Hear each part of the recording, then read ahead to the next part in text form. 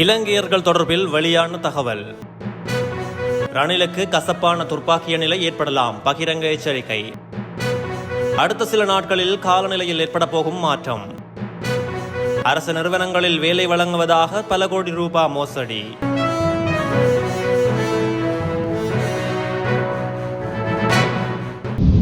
Covid தொற்று காரணமாக 2023ஆம் ஆண்டளவில் இணையத்தை பார்வையிடுவோரின் எண்ணிக்கை நாட்டின் சனத்தொகையில் 66% அதிகரித்துள்ளதாக பேராதனை பல்கலைக்கழகத்தின் பொருளாதார மற்றும் புள்ளியியல் கற்கைகள் பிரிவின் பேராசிரியர் வசந்த அத்துக்கோரள தெரிவித்துள்ளார்.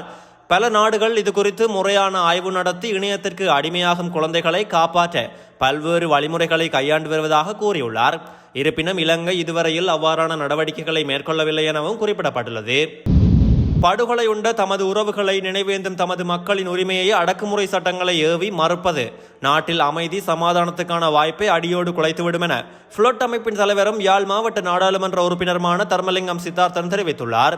இந்த விடயத்தை நிதானத்தோடும் நீதி நியாயத்தோடும் தார்மீகத்தோடும் அணுகும்படி தனது போலீஸ் கட்டமைப்புக்கு ஜனாதிபதி ரணில் விக்ரமசிங்க இறுக்கமாக பணிப்புரை கொடுத்து வழிநடத்த வேண்டும். அதில் அவர் தவறுவேறையானால் முன்னரும் சில தடவைகள் தமிழர்களிடம் அரசியல் பாடம் படித்த கசப்பான அனுபவம் போன்ற ஒரு பட்டறிவை திரும்பவும் அவர் பெற வேண்டிய துர்ப்பாக்கியம் நேர்ந்தாலும் நேர்ந்துவிடும் என எச்சரிக்கை விடுத்துள்ளார். முள்ளிவாய்க்கால் நினைவேந்தலையொட்டி முள்ளிவாய்க்கால் கஞ்சி விநியோகித்தவர்கள் சம்பூரில் ஈவிரக்கமற்ற முறையில் இரவு வேளையில் போலீசாரால் கைது செய்யப்பட்டமை தொடர்பில் ஊடகங்களிடம் கருத்து வெளியிட்ட போதே அவர் இந்த விடயத்தை தெரிவித்துள்ளார்.